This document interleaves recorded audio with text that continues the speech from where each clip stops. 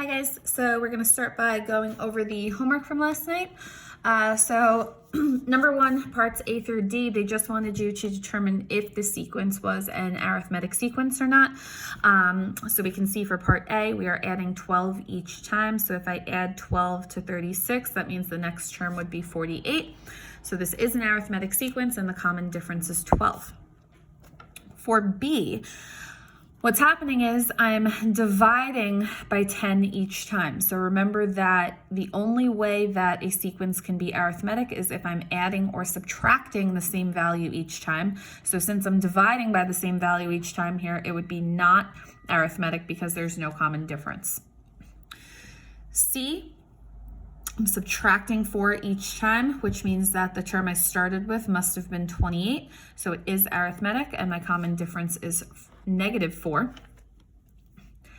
And for part D, it turns out this actually is arithmetic and my common difference is 1/4. And the way that you can find what your common difference is you can actually take 1/2 minus 1/4 to get 1/4. 5/4 minus 1 also gives you 1/4. So when I take those terms and subtract them, I get the same difference of 1/4. So then if I take 1/2 and add 1/4, that's where I get that this value here should be 3/4. Okay. Number 2 says that Evan's building a tower of paper cups. The first row has 26 cups.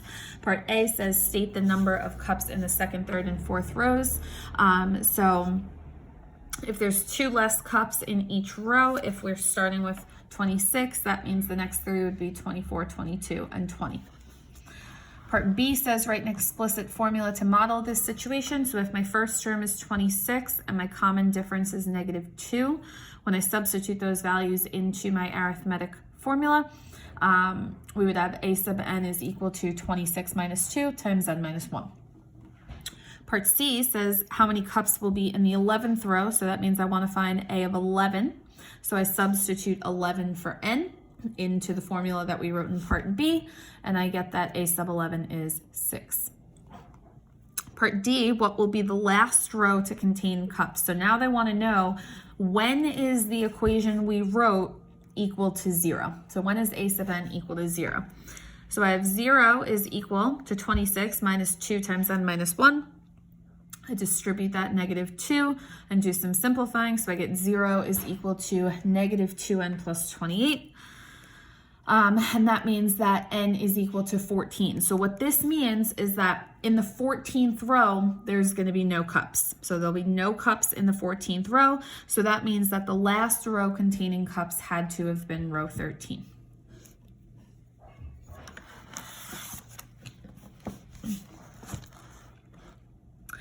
Number 3 says if the store is open 7 days a week, how many posters will be left when it opens for business on May 14th? So we start with 500 posters, and every day I'm subtracting 4. Okay, so my common difference is 4. So we have a sub n is equal to a plus 1 times d times n minus 1. Our first term is 500, common difference is 4. And then it says, how many will we have left when we open for business on May 14th? So if we started the promotion on the 1st, and then the promotion is ending on the 14th, that means that it's been essentially 14 days. So I want to know how many will I have left on the 14th day. So I substitute 14 for n, and we get 448 posters.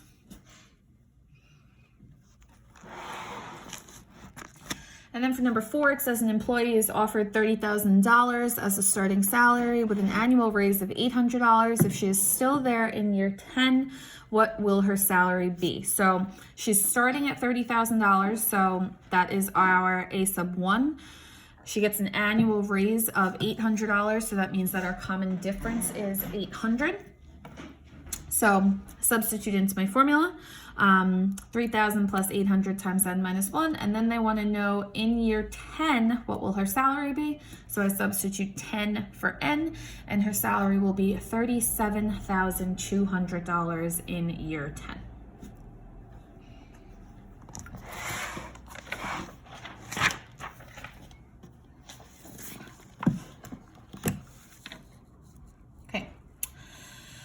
So yesterday we talked about arithmetic sequences. Today we are going to talk about geometric sequences. So first of all, if we look at the do now, suppose a ball is dropped from an initial height of 10 feet and each time it rebounds, its new height is 60% of its previous height. Complete the table below stating the height of the ball after each rebound, okay? So if it's 60% of its previous height each time, that means that I'm going to take the value essentially in our height column and multiply by 60% or by 0.6. So 10 times 0.6 means that here we're going to have 6. Multiply that by 0.6. This is going to be 3.6.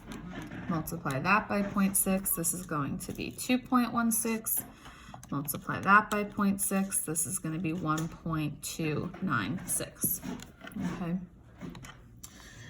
So when we fill out this table, this is not something that has a common difference. Okay. Here I am subtracting 4, then I'm subtracting some decimal value, another decimal value. So I do not have a common difference. And if I don't have a common difference, then that means that an arithmetic sequence would not represent this situation well. Okay. So we're going to say, no, there is no common difference. So an arithmetic sequence would not fit this situation.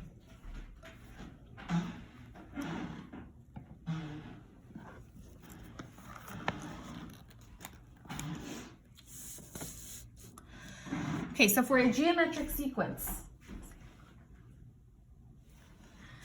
unlike arithmetic sequences that change by a common difference, a geometric sequence is the sequence that for all n, there is a constant ratio r, such that a sub n over a sub n minus 1 equals r.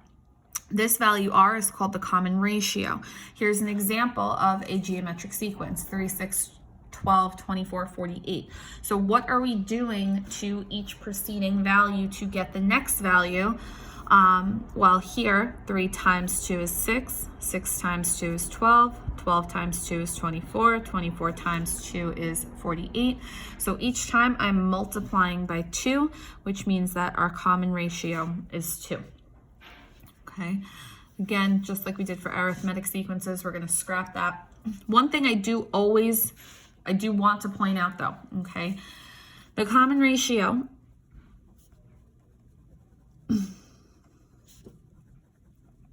will always be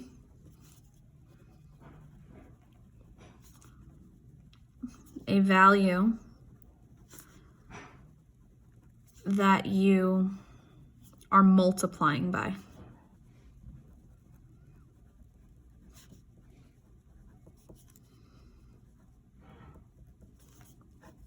Okay, always, okay?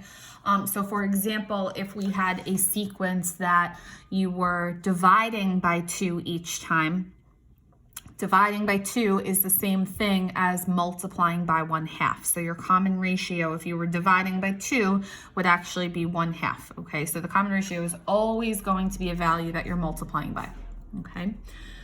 So our formulas for calculating a geometric sequence is a sub n is equal to a sub 1 times r raised to the n minus 1 power.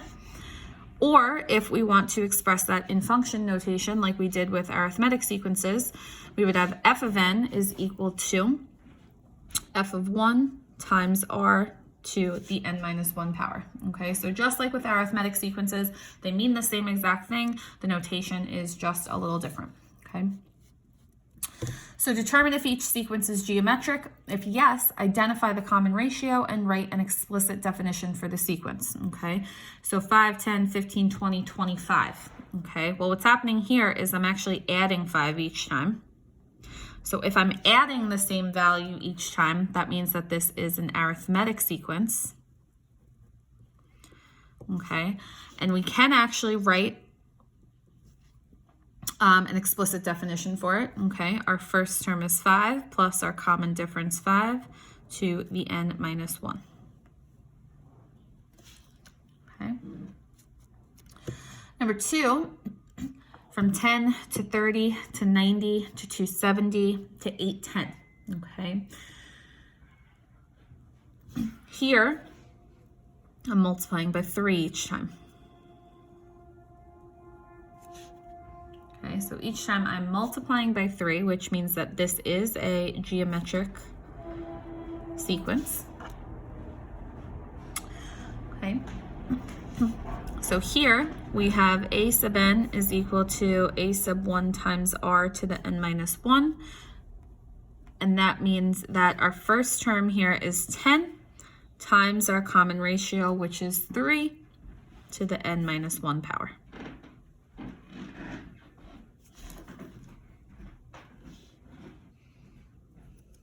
Okay. I want you to try 3 and 4 on your own.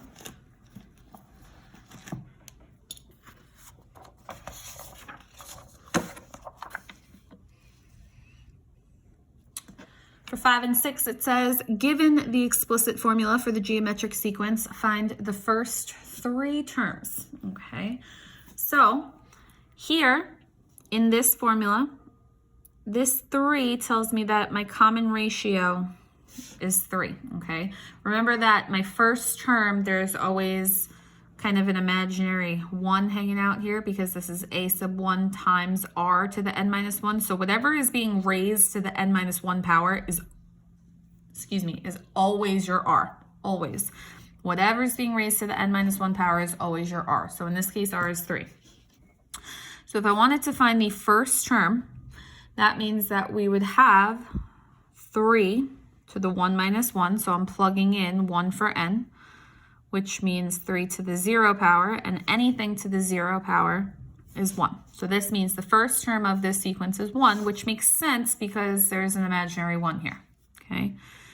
Our second term is going to be 3 to the 2 minus 1, or 3 to the first, which is just 3.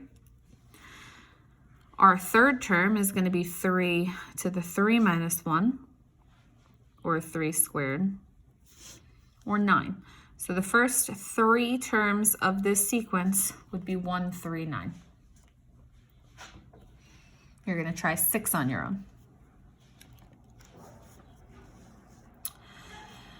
For 7 and 8, it says, given each sequence, write a rule for the nth term, then use it to find the correct term in the sequence. So we have 1, 5, 25, 125, and they want us to find the 8th term. So if you remember from when we did arithmetic sequences, I need to know what's the first term. So my first term is 1. And in this case, because this is a geometric sequence, I need to know what my common ratio is. So 1 times 5 is 5, 5 times 5 is 25, 25 times 5 is 125, so my common ratio is 5. So we have a sub n is equal to a sub 1 times r to the n minus 1, or a sub n is equal to 1 times 5 to the n minus 1. So this is our formula, and now I want to find the 8th term. So a sub 8 is equal to 1 times 5 to the 8 minus 1, or 1 times 5 to the 7th, or 78,125.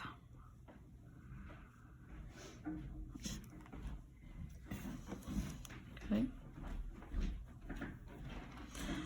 You're going to try 8 on your own.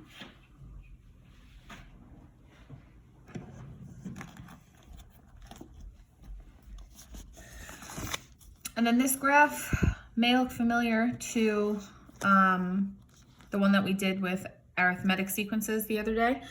So they give you this function here, 10 times 1/4 to the n minus 1. Okay, and then they're saying fill in the values in this table. So if I plug in a 1 here, 10 times 1/4 to the 1 minus 1, or 10 times 1/4 to the 0. Anything to the 0 power is 1, so 10 times 1 is 10. So I'm just substituting my values, 1, 2, 3, 4, 5, into this formula here to get these values. And then if you remember from the other day, when we graphed, we said we don't connect the points, okay? But what kind of function does this look like? Okay, this looks like an exponential function, okay? So geometric sequences are exponential functions. And then some differences that you may see when you're graphing these sequences. For exponential functions, we know that the formula is y equals b to the x power. We said that the domain is all real numbers. The range is y is greater than 0. For a geometric sequence, the domain is positive integers. And if you think about what I said when we did this with arithmetic sequences, I can't have a negative third term, a negative seventh term, a negative 14th term. I can only have first, second, third, fourth, fifth terms, okay, in a sequence. So I'm never going to have negative values in my domain. And then the range is just whatever the terms of the sequence are.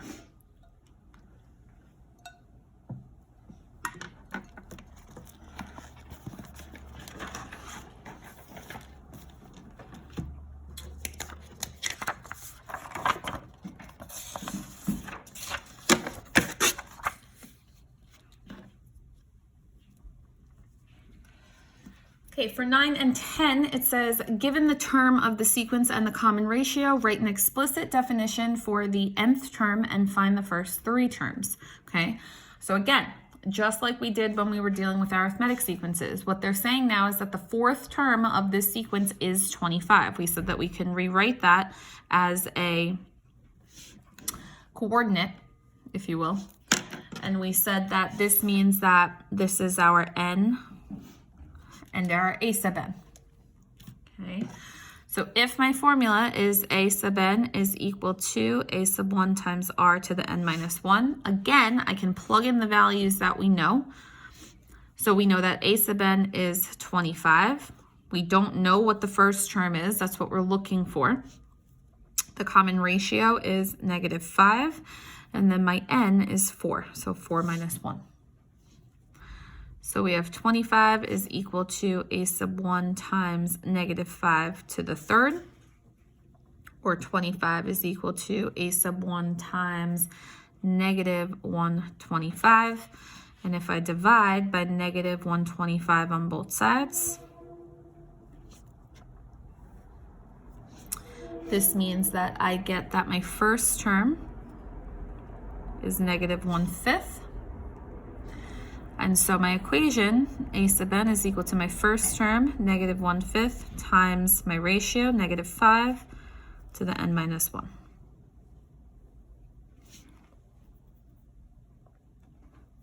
Okay. You guys are going to try 10 on your own. Right, an explicit definition for the nth term of each geometric sequence given 2 terms. So now they're telling us that the 4th term is 4 and the 7th term is 32. So kind of like, again, with the arithmetic sequences the other day, we don't know the first term and we don't know what the common ratio is, okay? So this is like 4, 4, and this is like 7, 32. Okay, so we know 2 things. We know that 4 would be equal to a sub 1 times r to the 4 minus 1. So that's coming from this first coordinate here. So my a sub n is equal to a sub 1 times r to the n minus 1, and we know that this is n and this is a sub n. So this is the first thing that we'd get. If we simplify that a little bit, we get a sub 1 times r to the 3rd. But I'm solving for 2 different variables here, so I can't do anything with this yet. If I do the same thing with my second coordinate, I would know that 32 is equal to a sub 1 times r to the 7 minus 1. Again, my a sub n and my n. So 32 is equal to a sub 1 times r to the 6th. Now what I can do, since I know I find a common ratio by dividing my 2 values, because the common ratio is found, every value is being multiplied by that ratio. So if I'm kind of working backwards to find what that ratio is, I can divide these 2 values. Your larger exponent is always going to go in your numerator. So we would have 32 is equal to a sub 1 times r to the 6th divided by 4 equals a sub 1 times r to the 3rd. If you'll notice, your a sub 1's cancel each other out. Then 32 divided by 4 is 8. R to the 6th divided by r to the 3rd is r to the third. When I'm dividing variables, I subtract my exponents. And here we can take the cubed root of both sides, and we all know that the cubed root of 8 is just 2, so this means my common ratio is 2. Okay. This is only part of it. So now I know my common ratio. Now I need to kind of do what we did for number 9 and 10 to find what my first term is. I'm going to use 4 and 4 because it's easier numbers to work with. So we know that 4 is equal to a sub 1. Now we know our common ratio is 2 to the third, and I'm getting that right from here. So I'm taking this formula that we kind of derived in step 1, and now I'm plugging in my common ratio of 2, which we found, okay? So we get 4 is equal to a sub 1 times 8, and when I divide both sides by 8, 4 divided by 8 is 1/2. So my first term is 1/2, and now that I have my first term and my ratio, I know that my formula would be a sub n equals 1/2 times 2 to the n minus 1. Okay, so it's something like this. I'm going to look at the two terms they give me. I'm going to first set up an equation so that I'm representing my terms in terms of a sub 1 and r. I can solve for what r is by dividing the two equations I get with the larger exponent always going in my numerator. Once I know what r is, I can use either one of these two formulas that we derived here. It does not matter which one you use. Plug in your common ratio to find your first term, and then you can use your first term and your ratio to write your equation. Okay. So I want you guys to try 12 on your own.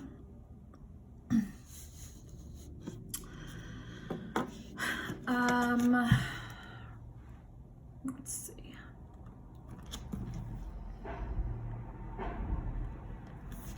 Okay, we can actually ignore number 13.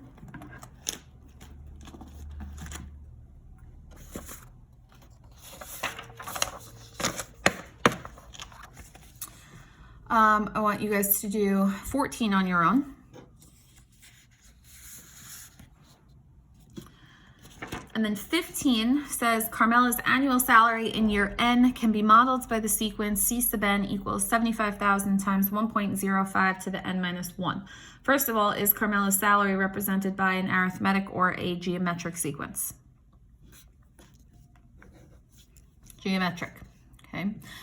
This is in that form a times b to the x power, okay?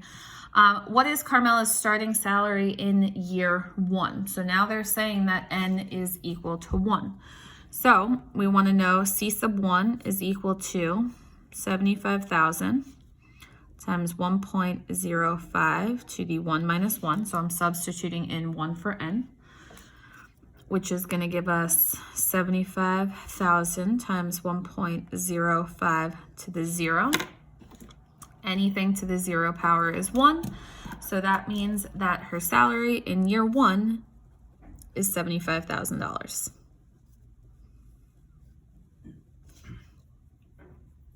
Okay, which you also may have known just from recognizing that this is also an exponential growth formula. And this is our p-value, which is our starting value. Okay. Part C says, what does the number 1.05 represent in the context of this problem? Okay, so we said that when we're dealing with exponential growth or decay, the number that is inside our parentheses kind of tells us what our growth rate is. Okay, so remember that we said if we take what is in parentheses and set it equal to 1 plus r, because the value in parentheses is represented by this 1 plus r, if I subtract 1 from both sides, it means that my rate is 0.05. And what this represents is that her salary increases by 5% per year.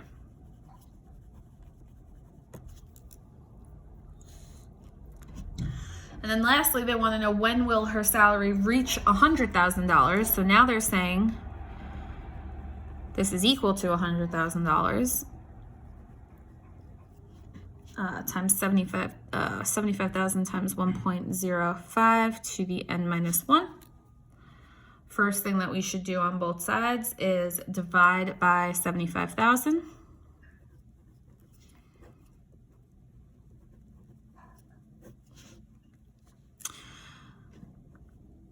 I'm going to leave this as a fraction just because you know me, I don't like dealing with decimals. So 4/3 is equal to 1.05 to the n minus 1. What should you be thinking to yourself right now? If you have to solve for a variable in an exponential position, what should you be thinking to yourself right now? Natural log. You want to natural log both sides.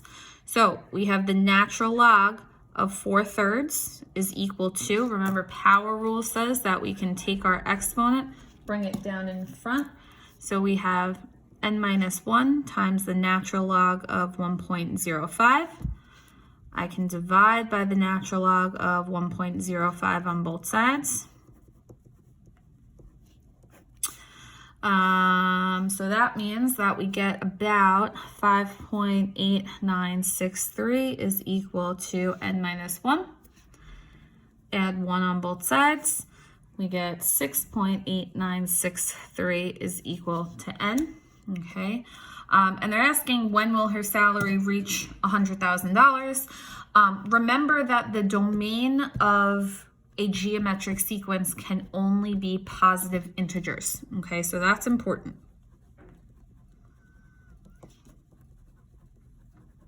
Okay, and integer values cannot be decimals. Okay, so I can't say it's going to take her 6.9 years to make $100,000. Because the domain of a geometric sequence is only positive integers, that means that it's actually going to take her 7 years. So in year 7, she'll make $100,000.